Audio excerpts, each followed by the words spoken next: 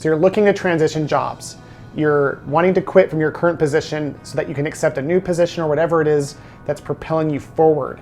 Or maybe you just don't like where you're working and you know that you're not going to be able to find a better opportunity until you get behind the one you're in. So today we're going to be talking about how to resign. Resigning the right way provides you an opportunity to not only wrap up that current position in a way that supports your current employer, but it will also propel you into making a smoother transition into your new job. And so taking the right steps is critical, and the good news is it's not that hard, even though there's a lot of fear for many people in taking on this type of experience. So the very first thing that I advise people in who come to me is to be really clear on why you want to move on.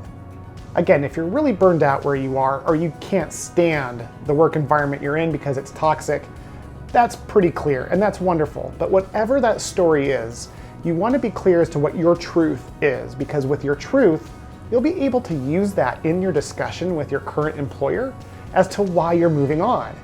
And believe it or not, even if it's an awkward conversation for them, you're going to serve them by giving them real information that will hopefully propel them to change.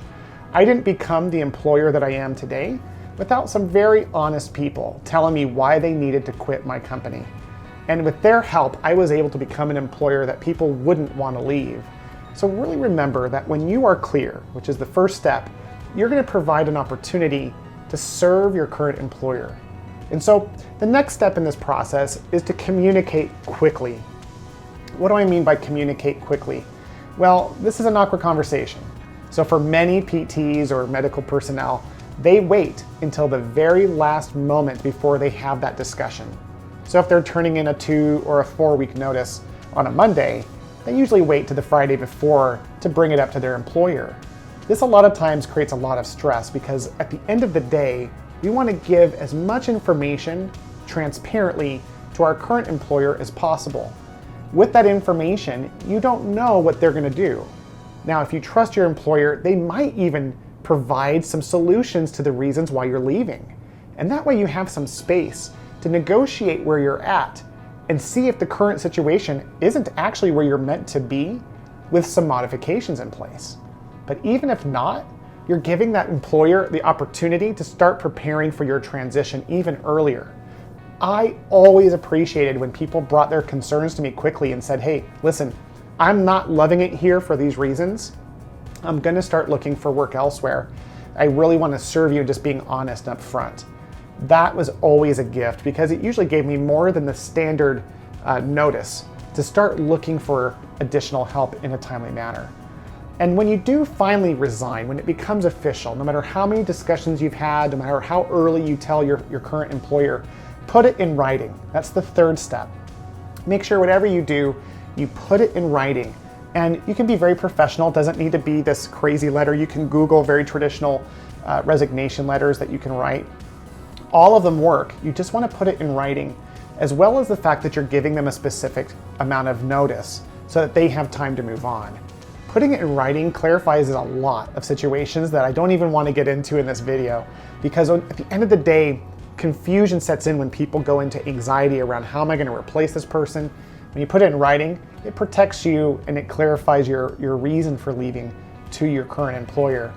And as far as like giving notice goes, the fourth piece of advice that I give is to make sure that you give ample time off. So if you're a medical professional, physical therapist, that's a minimum of 4 weeks. And I mean minimum. I know sometimes future employers really need you now. They might be tempted to say, hey, listen, can you start next Monday? And if you're in the wrong mindset, you could be thinking to yourself, well, hey, I've got to do what's best for me, and just be willing to move on. But you've got to remember that the way you resign says everything about your own personal integrity. Are you willing to leave the current situation in a place where it's unable to recover from your departure? Or do you want to support them and help them grow and help your patients overcome your presence being gone in a way that's going to support everyone? So I always advise people in physical therapy, 2 weeks notice is traditional for any non-clinical position, but for clinicians, we're looking at a minimum of 4 weeks. My favorite people of all time gave me 8 weeks notice.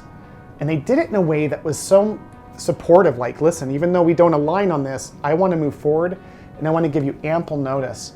Those are people that in my heart served me, and I will never forget the great gift they gave me of time and thoughtful consideration towards what it was that I was doing in my own company. And so at the end of the day, once you've turned in your letter of resignation and you have that discussion, the last thing is to control the story. Listen, sometimes we leave jobs because they're not good fits, and maybe you've even been burned, but it is never professional to go and tell everyone else about it without the employer controlling the story. Listen, that employer, for whatever reason, you chose them at the beginning. We want to honor them and let them dictate how they want the messaging to go out. And so what I usually do in my company is we would tell people who've resigned, listen, just keep it to yourself until the weekend or the week before your departure. I'll give you some time in a team meeting. And I give usually the permission to the person who's resigning to say what it is that's on their heart. But most of the time, we want the employer to control that motion. It really isn't anyone's business why we're leaving. And if it's for reasons that are like offensive to you, just remember that how you show up at the end will say a lot about your character as an individual. So at the end of the day, that's as complicated as it gets. All we need to do is schedule some time and say, listen, there's something really important that I need to go over with you. And in that meeting, you can express, listen, I'm not happy here, or I have this opportunity come my way, and just tell them the truth about what's going on. And if you give ample notice in advance, if you put it in writing, and if you're really transparent as to why you're leaving, no matter what, in the end, your employer will be grateful for your time.